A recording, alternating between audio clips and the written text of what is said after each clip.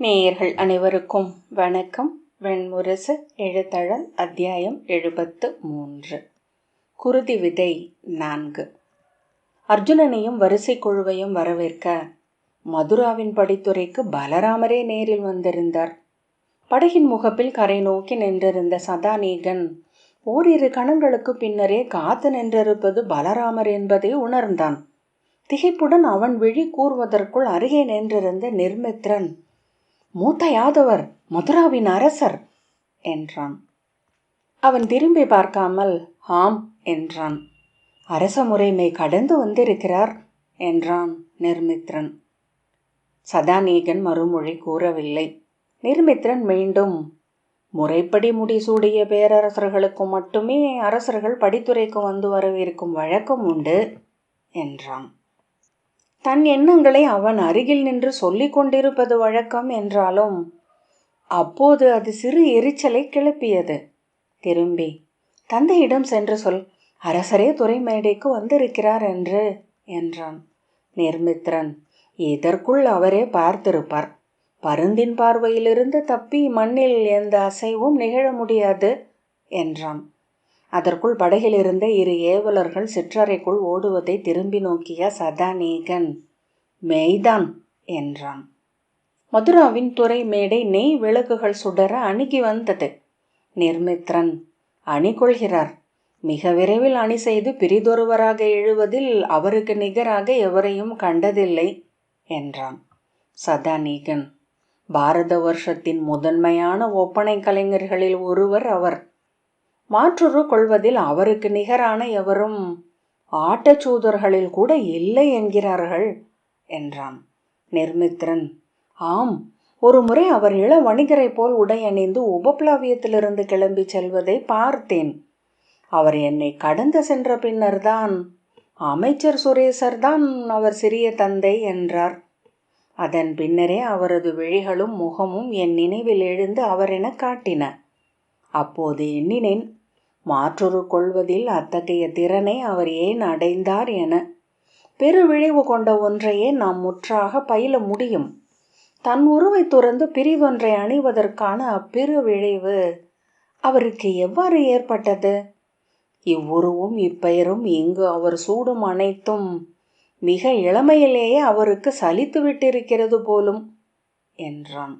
சதாநீகன் புன்னகைத்து, "தன்னில் சலிப்பு கொண்டவர்கள் மட்டுமே எதையேனும் தேடிச் செல்கிறார்கள், கண்டடைகிறார்கள்" என்றான். படகு மதுராவின் துறை நோக்கி சென்றபோது முகப்பில் இருந்த குகன் அமரமுனையில் எழுந்து நின்று கொம்பொலி எழுப்பினான். துறை மேடையிலிருந்து மறுமொழி எழுந்தது. தொடர்ந்து அங்கு காவல் மாடங்கள் அனைத்தில் இருந்தும் முறை முரசுகள் அர்ஜுனனை வரவேற்கும் பொருட்டு ஓசையிடத் தொடங்கின. இருளில் மதுராவின் துறை மேடையில் நின்றிருந்த படகுகள் அனைத்தும் விளக்குகளின் கொத்துக்களென தோன்றின. அக்கணமே அதை நிர்மித்ரன், "செம்மலர் செண்டுகள் போல" என்றான். துறை மேடையிலிருந்து 18 பாய்களை விரித்து கொண்டு அகன்ற கலிங்க படகு பிளிரலோசை எழுப்பி அலைகளில் ஏறி அமைந்து மைய பேரொழுக்கை அடைந்தது. சில சிறிய படகுகள் விலகி அவர்களுக்காக வழி விட்டன. துறை மேடையில் எழுந்த கொம்போசைகளும் ஆணை குரல்களும் யமுனை காற்றில் சிதறல்களாக வந்தடைந்தன. இந்திரபிரஸ்தத்தின் மின்கதிர்கொடி பறந்த படகு முகம் அன்னையின் மடி நோக்கி நீளும் கன்றின் மூக்கு போல நீண்டு துறை மேடையை அடைந்தது. காவலர்கள் ஏறி வந்த இரு துணை படகுகளும் இரு பக்கங்களிலாக வந்து அருகில் இருந்த துறை மேடைகளில் சென்று மூங்கில் சுருள் வீக்கல் மேல் மெல்ல முட்டின. பறக்கும் நாகம் என வடங்கள் வந்து படகில் ஓசையுடன் விழுந்தன. அவற்றை இழுத்த பின் படகிலிருந்து வடங்களை எடுத்து துறை மேடை நோக்கி வீசினார்கள். வடங்கள் பிணைக்கப்பட படித்துறை இரு கைகளையும் நீட்டி படகை தன்னுடன் சேர்த்து அணைத்து கொண்டது. கனிந்த பசுவின் நாவென நடைமேடை நீண்டு வந்து படகை தொட்டது. சதாநீகன் நிர்மித்ரனிடம், "நாம் அரசணி கோலம் கொண்டிருக்க வேண்டும். இரவென்பதனால் நான் அதை எண்ணி இருக்கவில்லை" என்றான். "ஆனால் இப்போது அதற்கு பொழுதில்லை.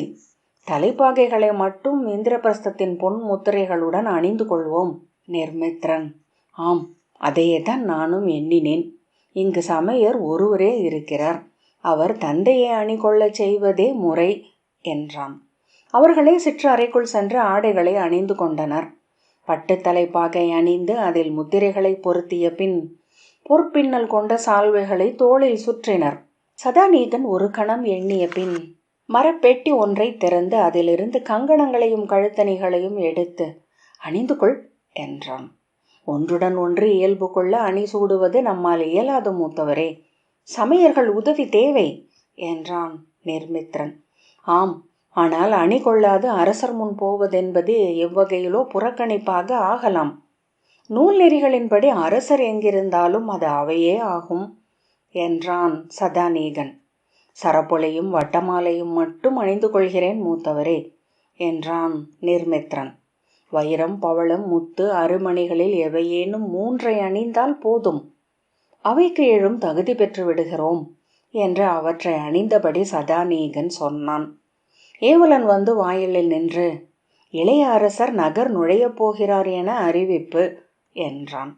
இதோ வந்துவிட்டோம் என்று சதாநீகன் முன்னால் செல்ல நிர்மித்ரன் ஒரு கணம் தயங்கி பிரிதொரு கங்கணத்தை எடுத்து அணிந்து கொண்டு ஏவலனிடம், பேழைகளை மூடிவை என்று பின் அவனை தொடர்ந்து சென்றான். படகின் முகப்பில் கூப்பிய கைகளுடன் அர்ஜுனன் நின்றிருந்தான். இருவரும் சென்று அவனுக்கு இருபுறமும் நின்றனர். ஏவலன் அவர்களுக்கு பின்னால் வந்து தாழ்ந்த குரலில், இடையில் படைக்கலங்களை மறந்துவிட்டீர்கள் இளவரசே என்றபடி குத்துவாள்களை அளித்தான். ஆம் என்றபடி அவற்றை வாங்கி ஒன்றை தன் இடையில் அணிந்த பின் இன்னொன்றை நிர்மித்ரனிடம் அளித்தான் சதாநீகன். அவர்கள் அசைவுகளையும் பேச்சையும் அர்ஜுனன் கேட்டதாக தெரியவில்லை. எதையும் நோக்காதது போல் வடத்தின் மேல் அமர்ந்திருக்கும் நீர்ப்பறவை போல் இருந்தான். துறைமேடையில் மதுராவின் கொடியேந்திய வீரன் சீர்நடையில் வந்து முகப்பில் நிற்க அணிதாளங்கள் ஏந்திய 7 சேடியர் தொடர்ந்து வந்தனர். மங்கள இசை முழக்கிய சூதர்கள் வந்து 2 நிறைகளாக பிரிந்து விலகினர். நடுவே பலராமர் கூப்பிய கையுடன் நடந்து வந்தார். நீட்டி வைத்த சீர்நடையில் நடைபாலத்தின் மீதேறி மதுராவின் நிலத்தை நோக்கி அர்ஜுனன் சென்றான். அவனுக்கு இருபுறமும் அதே நடையில் நிர்மித்ரனும் சதாநீகனும் சென்றனர். மங்கள தாளங்களை அவர்கள் முன் மும்முறை உழிந்து குலவையிட்டு சேடியர் 2 பட்டுத்திரைகள் போல 2 திசைகளிலும் விலகி அமைந்தனர். 2 கைகளையும் நீட்டியபடி அருகே வந்த பலராமர் உரக்க நகைத்து, வருக வருக இளையோனே, இது உன்னிலம் என்றார். அரசர்களுக்குரிய அனைத்து முறைமை சொற்களையும் அவர் மறந்துவிட்டதை உணர்ந்து புன்னகைத்த சதாநீகன், அவற்றை அவர் சொல்லி இருந்தால்தான் வியப்பு என்று நிர்மித்ரன் மெல்ல முணுமுணுப்பதை கேட்டான். அர்ஜுனன் கைகளை கூப்பியபடி அருகே சென்று, மதுராவின் அரசர் என் தலைவருக்கு தந்தையை போன்றவர், எனக்கு விண் திகழும் மூதாதையர் வடிவம். தாங்கள் நேரில் வந்து என்னை வரவேற்றதன் வழியாக எனது குடி மாண்பு கொள்கிறது. எனது குடி வழிகள் பெருமை கொள்ளட்டும் என்ற பின் குனிந்து அவர் கால்களை தொட்டு தலை சூடினான். அவன் தோள்களை பற்றி தூக்கி தன் நெஞ்சோடு அணைத்து பெரிய வெண்ணிற கைகளால் அவன் தோள்களை அடித்து உரக்க நகைத்த பலராமர் எண்ணியிராத கணத்தில் அவனை 2 கைகளாலும் தூக்கி தலைக்கு மேல் காற்றில் வீசி எரிந்து பிடித்தார். மும்முறை அவ்வாறு பிடித்த பின் அவனை தரையில் நிறுத்தி, முதலில் உன்னை பார்த்தபோது இதைத்தான் செய்தேன். அப்போது இளையவன் என்னுடன் இருந்தான். மூத்தவரே மூத்தவரே என்று நீ அலறினாய், நினைவிருக்கிறதா என்றார். ஆம் அரசே என்றான் அர்ஜுனன். என்னை நீ மூத்தவர் என்றே அழைக்கலாம். இந்த அரியணையில் ஒருபோதும் நான் நிறைவுற்று அமர்ந்ததில்லை. இது என் நகரும் அல்ல என்று பலராமர் சொன்னார். பின்னர் திரும்பி சதாநீகனையும் நிர்மித்ரனையும் நோக்கி, நகுலனின் மாற்றொருக்கள், வருக குழந்தைகளே. சதாநீகனும் நிர்மித்ரனும் அவர் கால்களை தொட்டு வணங்க இருவரின் தோள்களையும் அணைத்து நெஞ்சோடு இறுக்கி கொண்டு, இனிய நறுமணம் கொண்டிருக்கிறார்கள் இளைஞர்கள் என்றார். அவர்களின் தலையை முகர்ந்து, விளையாட்டு சிறுவர்களின் மனம். எந்த நாட்டில் இருந்தாலும் காலையில் நான் அவைக்களத்திற்கு செல்ல மறப்பதே இல்லை. அங்கு பயில வரும் மைந்தரின் நறுமணமே அந்த நாள் முழுக்க என் மூக்கில் திகழ வேண்டும் என்று விரும்புவேன். அர்ஜுனன் புன்னகைத்தான். வருக மைந்தரே என்று அவர்களை தழுவியபடியே அழைத்து சென்றார். அவருடைய கைகள் எடை மிகுந்து அவர்களை தள்ளாடச் செய்தன. வியர்வையில் மெல்லிய கந்தக நெடி இருந்தது. அவருக்கு பின் 2 நிறைகளாக வந்த சிற்றமைச்சர்கள் தலை வணங்கி முகமன்களை முணுமுணுத்தனர். நீங்கள் இங்கு வருவீர்கள் என்று எனக்கு எந்த எண்ணமும் இல்லை. ஆகவே கிளம்பிவிட்டீர்கள் என்ற செய்தி எனக்கு திகைப்பை அளித்தது. ஆனால் அரசி சொன்னாள், நீங்கள் இங்கு வந்துதான் ஆக வேண்டும் என்று. நீங்கள் இங்கு வருவதில் அவளுக்கு மகிழ்ச்சியும் கூட. உங்கள் மூத்தவன் வருவான் என்றுதான் அவள் எதிர்பார்த்தாள். பின்னர் இங்கு என் இளையவன் வரக்கூடும் என்று எதிர்பார்த்துத்தான் உன்னை அனுப்பியிருக்கிறார்கள் என்று அவள் சொன்னாள் என்று பலராமர் பேசிக்கொண்டே சென்றார். அரச தேர் சுங்க மாளிகையின் முகப்பில் புறவிகள் ஒருங்க நின்றிருந்தது. அதன் பின்னால் மேலும் 4 தேர்கள் புறவி பூட்டப்பட்டு நின்றன. 2வது தேர் அருகே நின்றிருந்த அமைச்சர், இந்திரபிரஸ்த இளவரசருக்கு நல்வருகை வாழ்த்து என்றார். பலராமர் அதன் அருகே சென்று ஏறிக்கொள்க என்று அர்ஜுனனிடம் உரைத்தார். அர்ஜுனன் ஏறியதும் அவரும் ஏறப்போனார். அமைச்சர் பின்னால் வந்து, அரசே, அது அவருக்கான தேர் என்றார். ஏன், இதில் நான் வந்தால் என்ன என்று பலராமர் சொன்னார். அது மரபல்ல, மதுராவின் வெண்கொற்ற குடை அத்தேரில்தான் உள்ளது என்றார் அமைச்சர். பலராமர் ஒரு கணம் குழம்பிய பின் அர்ஜுனனிடம் திரும்பி, இவர்களின் மரபுகளை கடைப்பிடிப்பதை போல எரிச்சல் ஊட்டுவது வேறில்லை அர்ஜுனன். பட்டத்து யானைதான் மிகுதியாக சங்கிலிகளையும் அணிந்திருக்கிறது அரசே என்றான். அவன் சொன்னது தெளிவாக புரியாமலேயே உரக்க நகைத்தபடி, நன்று, நாம் அரண்மனைக்கு சென்ற பின் பேசுவோம் என்று தன்னுடைய தேர் நோக்கி அவர் சென்றார். நிர்மித்ரன் அமைச்சர்களிடம் வரிசை பொருட்களை முறைப்படி வண்டிகளில் ஏற்றி அரண்மனைக்கு கொண்டு வரும்படி ஆணையிட்டான். அர்ஜுனன் ஏறிக்கொண்ட தேர் பாகன் ஏறி அமர்ந்ததும் அசைவு கொண்டது. சிற்றமைச்சர் சதாநீகனிடம், தங்களுக்கான தேர் இதோ என்றார். சதாநீகன் அதில் ஏறி அமர்ந்ததும் அவன் அருகே நின்ற நிர்மித்ரன், மதுராவுக்கு நான் இதுவரையில் வந்ததில்லை மூத்தவரே என்றான். சதாநீகன், ஆம், நெய்யின் நகர் 12 ஆக்னேய பதங்களால் இணைக்கப்பட்டது. யமுனை கண்ணி ஏந்திய அகல் விளக்கு என்று கவிஞர் கூற்று என்றான். நிர்மித்ரன், கம்சரால் ஆளப்பட்டது. முதிரா மைந்தர் குருதியால் 7 முறை கழுவப்பட்டது என்றான். உண்மையில் அச்சொற்களையே சதாநீகன் உள்ளூர எண்ணினான். அந்த மங்கள நாளில் அதை சொல்ல வேண்டாம் என்றுதான் தாவி கடந்து அடுத்த சொற்றொடரை எடுத்திருந்தான். ஆனால் அதை ஒலி என கேட்டதும் உடல் நடுக்கு கொண்டான். தேர் கிளம்பியதும் சதாநீகன், இரவில் நகரங்கள் வேறு தோற்றம் கொள்கின்றன. காலையில் வந்து பார்த்தால் முந்தைய நாள் கண்ட நகர் இதுதானா என்று ஐயம் கொள்வேன். நிர்மித்ரன், அரசர் என்றிருந்தாலும் எந்த முறைமையும் அவருக்கு தெரியவில்லை. அதாவது தாழ்வில்லை எனலாம். மந்தன அறை சூழ்தலில் நிகழ்ந்த அனைத்தையுமே வாய்மிகையாக சொல்லிக் கொண்டிருக்கிறார். அவருடன் தேரில் அரண்மனை வரை செல்ல முடிந்தால் இங்கு மதுராவில் நிகழும் அரசு சூழ்தல் அனைத்தையும் அவரே சொல்லிவிடுவார் என்றான். சதாநீகன் நகைத்து, ஆம், அவருக்கு தெரிந்ததை சொல்லக்கூடும். ஆனால் அது மிக குறைவாகவே இருக்கும் என்றான். மதுராவின் தெருக்கள் ஆளொழிந்து வானிலிருந்து உதிர்ந்து பரவியவை போல் இருந்தன. உறங்கும் இல்லங்கள் முச்சந்திகளில் கர்த்தூன்களில் மேல் எரிந்த நெய்ப்பந்தங்களின் செவ்வொளியில் நனைந்தவையாக தெரிந்தன. அங்காடி தெருக்களில் மட்டுமே வணிகர்களின் கூச்சல்களும் பொதி வண்டிகளில் இருந்து மூட்டைகளை இறக்கும் ஊழியர்களின் குரல்களும் வண்டிகளின் சகட ஓசைகளும் கேட்டன. அவர்களின் தேர்கள் கடந்து சென்றபோது அங்கு நின்றிருந்த அத்திரிகள் சில குரல் எழுப்பின. நகரெங்கும் நெய்யால் பந்தங்கள் ஏற்றப்பட்டிருந்தன.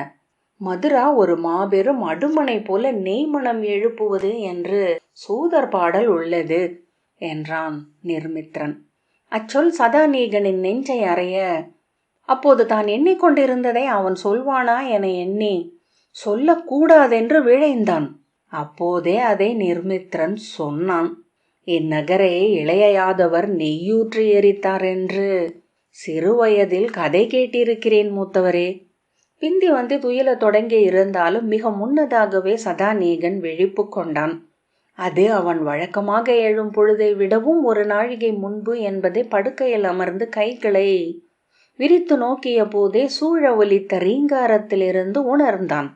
பறவை குரல்கள் எழத் தொடங்கி இருக்கவில்லை என்பதே அவ்வோசை மாறுபாட்டிற்கு அடிப்படை என்பதை அதன் பின்னரே அவன் சித்தம் வகுத்தறிந்தது. ஒலியால் அல்ல, ஒலிகளால் ஆனவை பொழுதுகள்.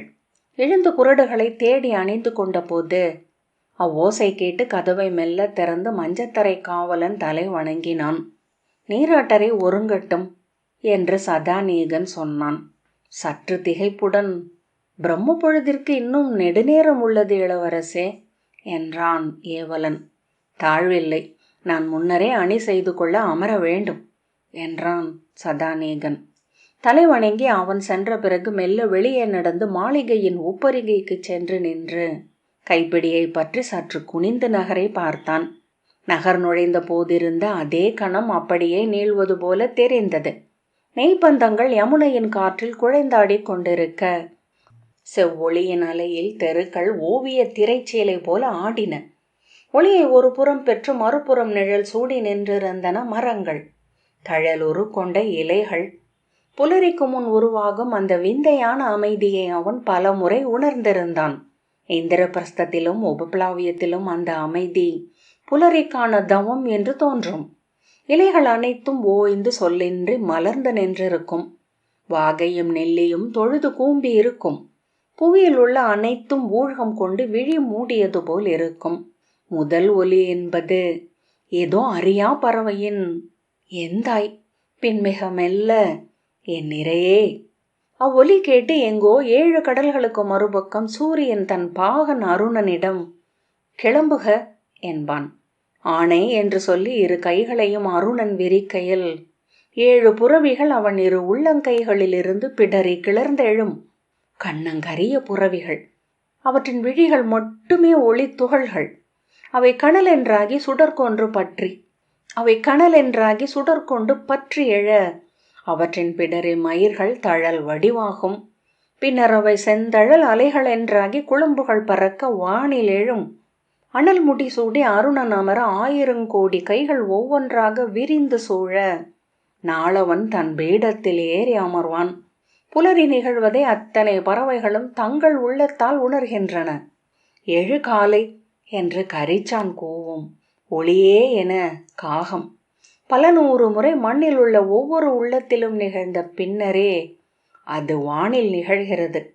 புலரி என்னும் சொல் புலர்க புலர்க. ஊழ்க நுண் சொல்லின் முதன்மை அதுவே. தெய்வங்களின் புன்னகையே சாவித்ரி. அவள் ஒலி வடிவத் தோழியே காயத்ரி. ஒவ்வொரு நுண்ணுயிரும் பறவைகளும் விலங்குகளும் பாறைகளும் மலைமுடிகளும் பெருங்கடல்களும் கொள்ளும் இறையறிதல். ஒவ்வொரு நாளும் இங்குள்ள ஒவ்வொன்றுக்கும் பிரம்மம் அளிக்கும் ஒரு சொல்லுறுதி. புலரிக்கு முந்தைய இருளில் சதாநீகன் அறிந்த பேரமைதியை வேறெங்கும் அறிந்ததில்லை. இருள் ஒளியின் பீடமென்றாகும் நிலை. சொல்லில் பொருளென இருளுக்குள் ஒளி எழுவதை உணரும் தருணம். ஆனால் அப்போது மதுராவின் கருக்கிருள் அமைதியின்மையை உருவாக்கியது. அரக்கு போன்ற கரிய கொழுஞ்சாந்து என அது நகரை மூடியிருப்பது போல. அவன் இடைநாழியில் நடந்தபோது ஒட்டடை போல இருள் அவன் முகத்திலும் கைகளிலும் படிந்தது. விரலால் அதை கிழித்து விலக்கி முன்னகர வேண்டியிருந்தது. படிகளில் கொழுவிய இருளில் கால் வழுக்கும் என்று தோன்றியது. இருள் விழுதில் சிவந்த புழுக்கள் போல நின்று நெளிந்தன கூடத்தின் நெய் விளக்குச் சுடர்கள். முற்றத்தில் வானிலிருந்து பிசின் என இறங்கி அலைகளாக நெளிந்து நெளிந்து குவிந்து கிடந்தது. வாய் திறந்தால் உள் நுழையும் உடல் நிறைக்கும் அதன் சுவை கசப்பு. அதற்கு முடி கருகும் வீச்சம். அவன் முற்றத்தில் இறங்கி நடந்தான். சால்வையை நன்கு போர்த்தி தலைக்கு மேல் எடுத்து சுற்றி கொண்டான். சாலையில் மென்பொழுதி மீது 2 வண்டி தடங்களும் குழம்பு சுவடுகளும் மட்டுமே இருந்தன. இரவில் வீசிய காற்று புழுதியை அள்ளி சுவரோரங்களில் மென்மையாக படிய வைத்திருந்தது. சாலையோரங்களில் நிறுத்தப்பட்டிருந்த 3 அத்திரிகள் கால்களில் ஒன்றை சற்றே தூக்கி அரை துயிலில் இருந்தன.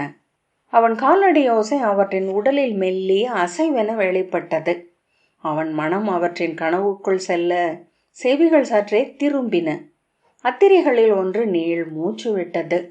அவன் மீண்டும் அரண்மனைக்கு திரும்பி செல்ல வேண்டும் என்று விரும்பினான். ஆனால் 100 முறை அவ்வாறு உள்ளூர திரும்பி சென்ற பின்னும் கூட அவன் கால்கள் முன் சென்று கொண்டிருந்தன. பின்னி விரிந்த தெருக்களின் ஊடாக நெடுந்தொலைவு வந்திருப்பது போல் தோன்றியது. கிளம்பி சற்று நேரமே ஆயிற்று என்றும் அவன் திரும்பி சென்ற பின்னரும் கூட அவன் கால்கள் முன்னேதான் சென்று கொண்டிருந்தன.